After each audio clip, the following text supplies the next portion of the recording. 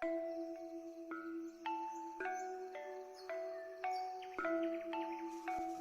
Swastiastu. Selamat sore sekalian. Terima kasih atas kesempatan yang diberikan kepada kelompok kami. Di sini kami akan menyampaikan materi pengantar manajemen dan organisasi. Sebelum kami memulainya, ada baiknya kami memperkenalkan diri terlebih dahulu.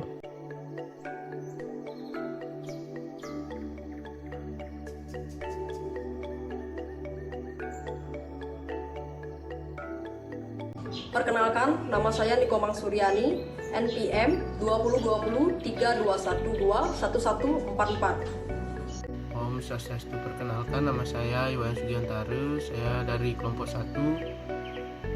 NPM saya 2020-321-21147. Om Swastiastu. Perkenalkan, saya Ika Dayana Juli Pratama, NPM 2020-32121258. Perkenalkan, nama saya Imade Adi Putra, NPM 2020-32121463.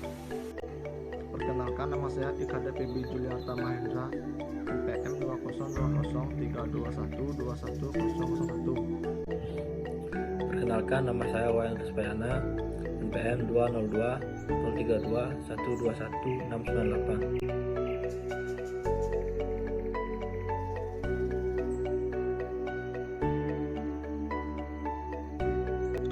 Adapun materi yang akan kami bahas yaitu mengenai yang pertama definisi dan fungsi manajemen, yang kedua tentang prinsip manajemen, yang ketiga sarana manajemen, yang keempat proses manajemen, yang kelima organisasi, dan yang terakhir tentang karakter.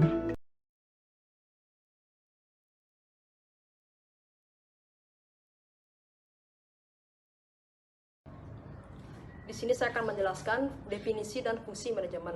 Kata manajemen berasal dari bahasa Prancis kuno, manajemen. Manajemen sendiri belum memiliki arti yang mapan dan universal.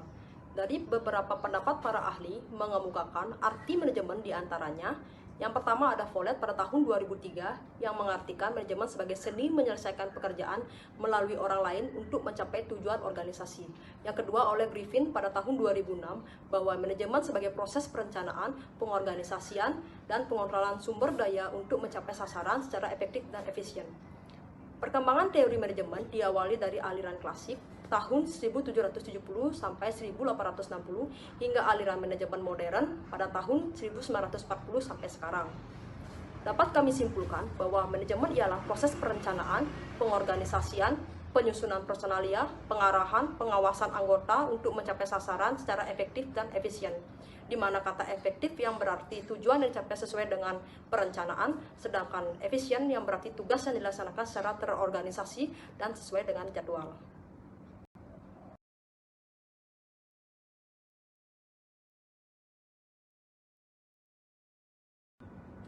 Fungsi-fungsi manajemen. Yang pertama ada perencanaan atau planning, yang artinya pemilihan, penentuan strategi, kebijakan proyek, program, prosedur, metode, sistem, anggaran, dan standar yang dibutuhkan untuk mencapai tujuan. Yang kedua ada pengorganisasian, meliputi penentuan sumber daya, perancangan dan pengembangan, serta penugasan tanggung jawab.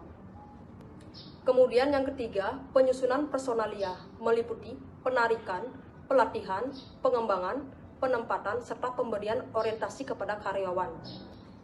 Yang keempat ada pengarahan, yaitu suatu tindakan untuk mengusahakan agar semua anggota kelompok berusaha untuk mencapai sasaran. Yang kelima ada pengawasan, yaitu penerapan cara dan peralatan untuk menjamin rencana yang dilaksanakan sesuai dengan yang ditetapkan. Pengawasan meliputi penetapan standar pelaksanaan, penentuan ukuran, pengukuran dan perbandingan dengan standar, serta pengambilan tindakan koreksi bila ada penyimpangan.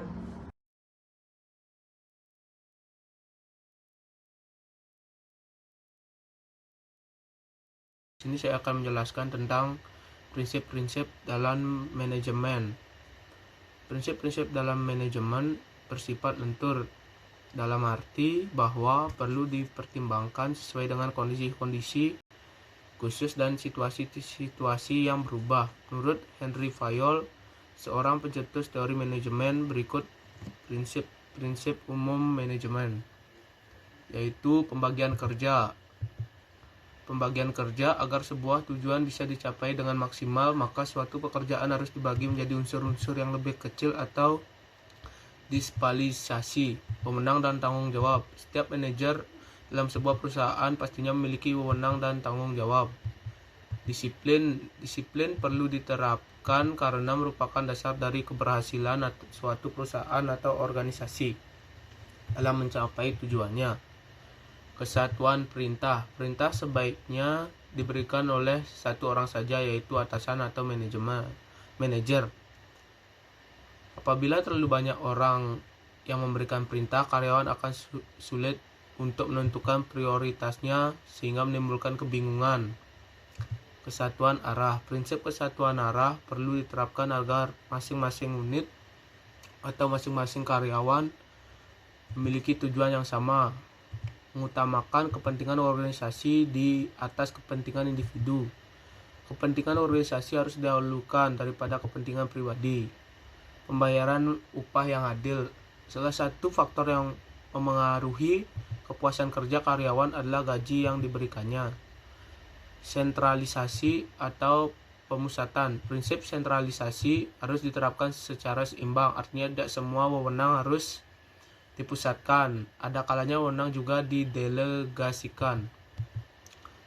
Rantai saklar. Rantai saklar maksudnya adalah saluran perintah atau wewenang yang mengalir dari atas ke bawah, harus berupa mata rantai vertikal yang jelas, tidak terputus dan dengan jarak terpendek. Tata tertib. Tata tertib bagi menjadi dua, yaitu tata tertib material dan tata tertib sosial. Tata tertib material maksudnya adalah barang-barang atau alat-alat organisasi atau perusahaan harus ditempatkan pada tempat yang sebenarnya tidak boleh dibawa pulang. Sedangkan tata tertib sosial adalah penempatan karyawan harus sesuai dengan keahlian yang dimilikinya. Keadilan. Maksud prinsip keadilan adalah seorang pemimpin atau manajer wajib berlaku adil terhadap semua karyawan dalam hal pemberian gaji, pekerjaan, dan hukuman. Inisiatif. Maksud prinsip inisiatif adalah seorang pemimpin atau manajer harus memberikan kesempatan kepada bawahannya untuk bersifat berinisiatif. Semangat kesatuan. Prinsip semangat kesatuan dalam organisasi harus dikembangkan dan dibina melalui sistem komunikasi yang baik sehingga dapat terwujud kekompakan kerja dan muncul keinginan untuk mencapai hasil yang baik.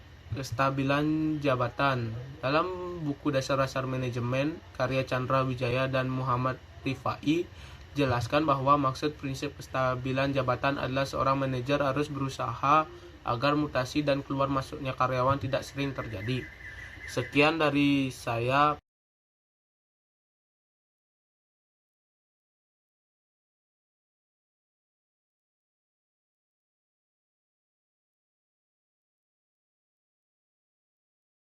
Di sini saya akan menjelaskan tentang sarana manajemen, yaitu sarana manajemen untuk mencapai tujuan yang telah ditentukan diperlukan alat-alat, sarana atau tools. Tools merupakan syarat suatu usaha untuk mencapai hasil yang ditetapkan.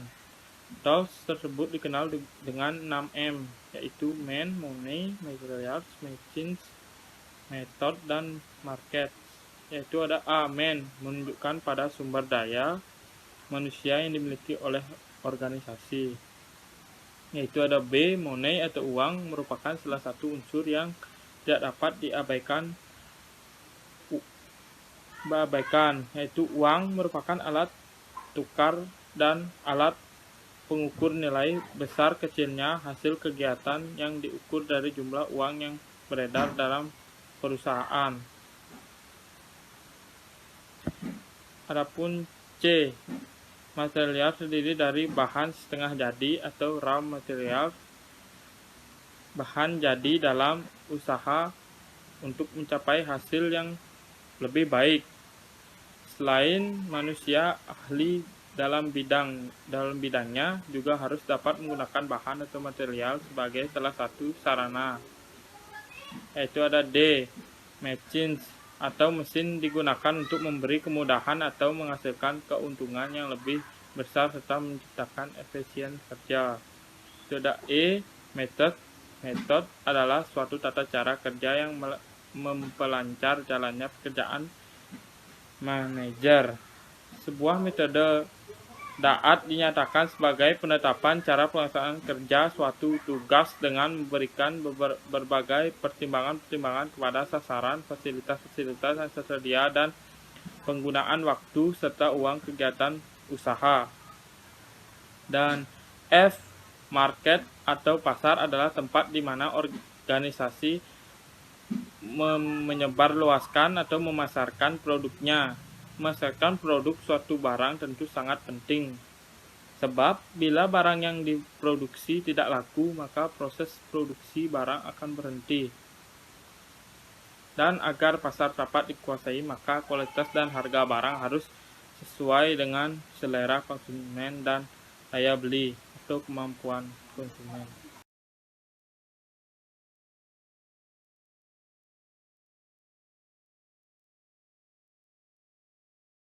Baik, di sini saya akan menjelaskan sedikit tentang proses manajemen. Proses manajemen adalah daur beberapa gugusan kegiatan dasar yang berhubungan secara integral yang dilaksanakan di dalam manajemen secara umum, yaitu proses perencanaan, proses pengorganisasian, proses pelaksanaan, dan proses pengendalian. Dalam rangka mencapai sesuatu tujuan secara ekonomis, sesungguhnya keempat proses itu merupakan hasil istar dari perbagian pendapat praktis dan ahli mengenai manajemen. Yang pertama, menurut Henry Fayol pada tahun 1916, perencana, pengorganisasian, pengendalian, koordinasi. Dan yang kedua, menurut Gulik dan Urwi pada tahun 1937, perencana, pengorganisasian, staffing. Dan yang ketiga, menurut William M. Fogg pada tahun 1963, perencana, pengorganisasian, pengendalian. Yang keempat, menurut M.S. Dale pada tahun 1969, perencana, pengorganisasian, staffing, pengarahan, pengendalian, inovasi, representasi. Dan yang kelima, menurut Scott dan O'Donnell pada tahun 1984, perencana, pengorganisasian, staffing, pengarahan, pengendalian.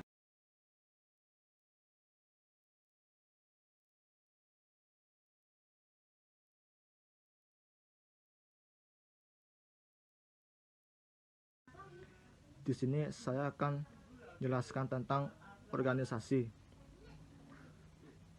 Pengertian organisasi adalah kumpulan dari sekelompok orang dalam suatu wadah untuk tujuan bersama. Dalam berorganisasi, setiap individu dapat berinteraksi dengan semua orang yang terkait, baik secara langsung maupun tidak langsung. Dengan berpartisipasi di dalam organisasi, kita dapat terlibat dan memberikan dorongan dalam pikiran, perasaan seseorang di kelompoknya untuk mencapai tujuan dan bertanggung jawab atas usaha yang bersangkutan. Menurut Davis tahun 1962, ada 3 unsur penting partisipasi, yaitu 1.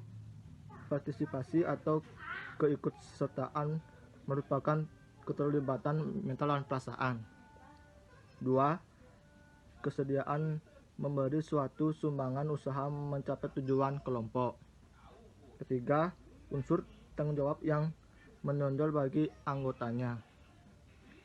Syarat-syarat suatu partisipasi dapat berjalan dengan efektif, yaitu 1. Waktu. 2. Kemampuan melakukan komunikasi timbal balik. 3. Adanya kebebasan dalam kelompok, tidak ada pemaksaan atau penekanan. 4. Subjek partisipasi hendaknya berkaitan dengan organisasi. 5. Pihak yang bersangkutan bebas dalam melakukan perannya tugas sesuai dengan syarat yang telah ditentukan. 6. Para partisipasi harus memiliki kemampuan untuk berpartisipasi seperti luas lingkup pemikiran dan pengalaman. Terima kasih. Di sini saya akan membahas tentang karakter.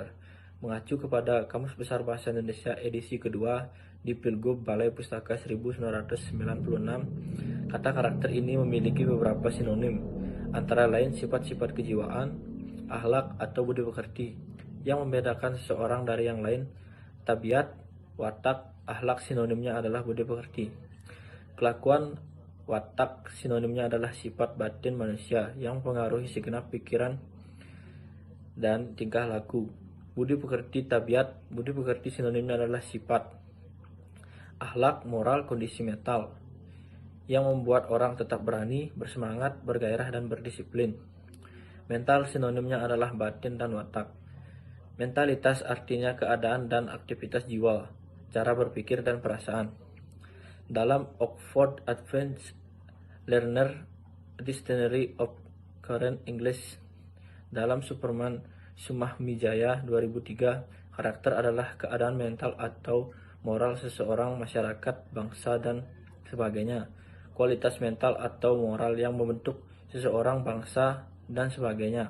Partisipasi dalam organisasi menekankan pada pembagian wewenang atau tugas-tugas dalam melaksanakan kegiatannya, dengan maksud meningkatkan efektif tugas yang diberikan secara terstruktur dan lebih jelas. Namun dalam prakteknya, mekanisme manajerial dan penerapan prinsip manajemen dalam berorganisasi diperlukan mediasi kemampuan etika dan moral yang kuat. Hal ini diperlukan untuk menghindari berbagai perilaku moral hasad dalam mempraktekkan berbagai pendekatan manajerial dalam berorganisasi. Perlunya pendidikan karakter menurut Sudrajat 2011 adalah bahwa pendidikan membantu manusia untuk menjadi cerdas dan pintar, dan membantu mereka menjadi manusia baik, namun tidak mudah untuk memberikan garansi dalam menciptakan manusia yang baik. Sekian dan terima kasih. Sekian materi yang dapat kami sampaikan. Dari beberapa materi dapat kami simpulkan bahwa dalam sebuah organisasi sangatlah diperlukan sebuah manajemen yang baik. Keberhasilan suatu kegiatan atau pekerjaan tergantung dari manajemennya. Pekerjaan itu akan berhasil apabila manajemennya baik dan teratur, di mana manajemen itu sendiri merupakan suatu perangkat dengan melakukan proses tertentu dalam fungsi yang terkait. Dalam manajemen perlu diperhatikan prinsip-prinsip, fungsi, tujuan, hingga cara membangun tim yang baik agar organisasi yang dijalankan dapat berjalan dengan lancar.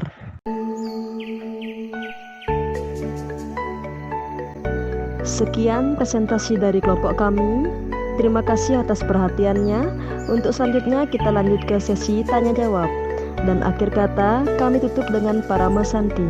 Om Santi, Santi, Santi, Om.